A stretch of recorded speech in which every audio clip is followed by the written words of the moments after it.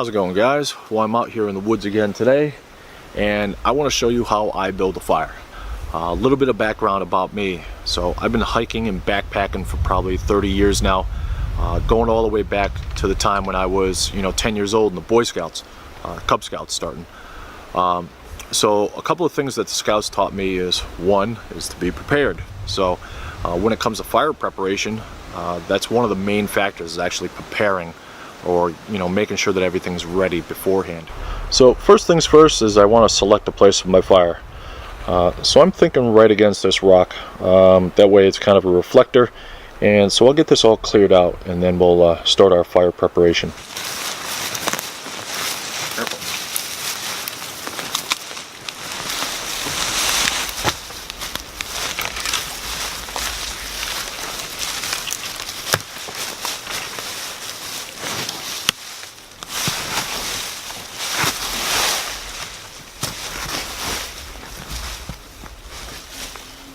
So basically what we did is we just cleared out all the dead leaves. Always a good thing to do. You don't want to catch a bunch of leaves on fire.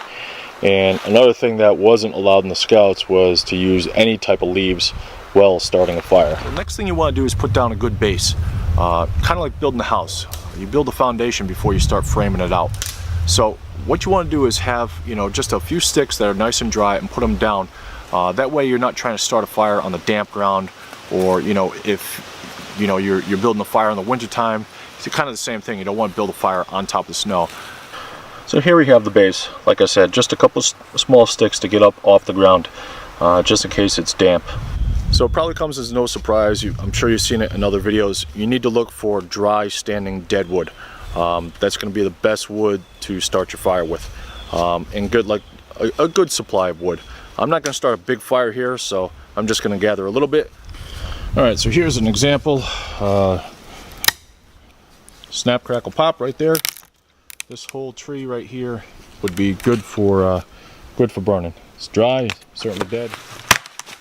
No. Don't hurt yourself. That scared me. Next, you're going to need a little bit of kindling. So some of the best kindling is actually dead small pine, and that's what we have right here.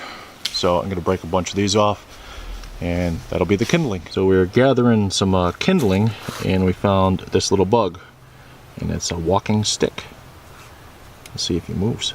He's just kind of staying still right now, huh? Yeah. There he goes.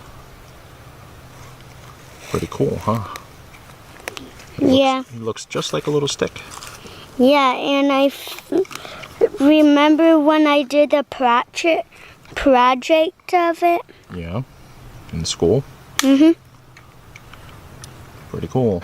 So I gathered up a little bit of kindling here. Gonna get some more, but this is good stuff here. Really small. This will take a flame pretty easily. A lot of them, I'm guessing.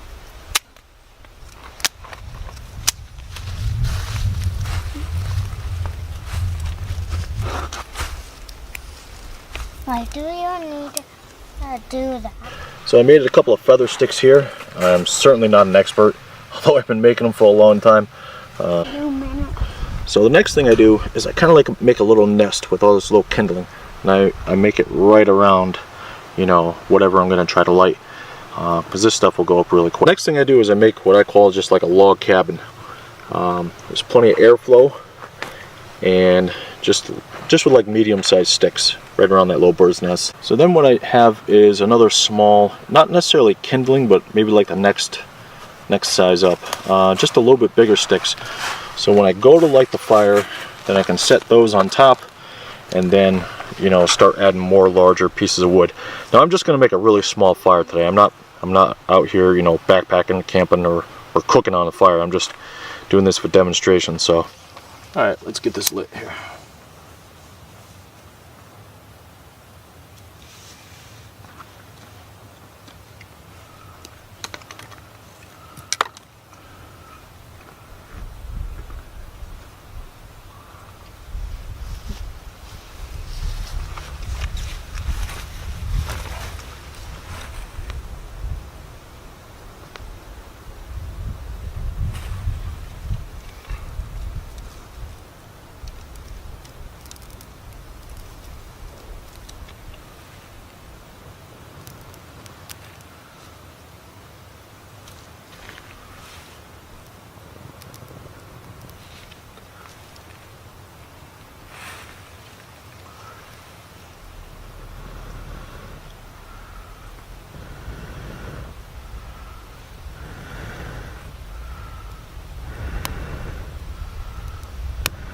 It's good.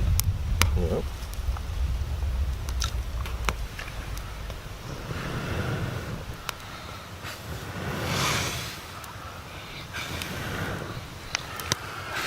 So now that it's going a little bit, you can start adding, you know, smaller sticks, and you just kind of, I just kind of lay them across, and you can just progressively get a little bit larger and a little bit larger.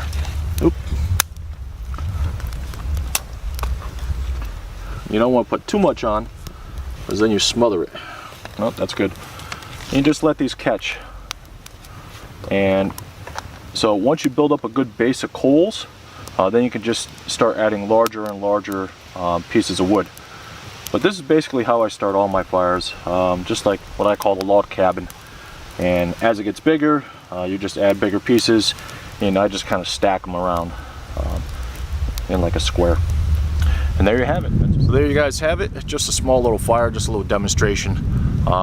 Now, typically when I start a fire, I gather a lot of firewood, probably for a good, you know, couple hours, in progressive sizes. You know, I start off with small kindling, work up to about, you know, finger size and arm size, and then, you know, obviously the larger logs. You know, once you got a good coal base and the fire is self-sustaining, you just keep adding to it.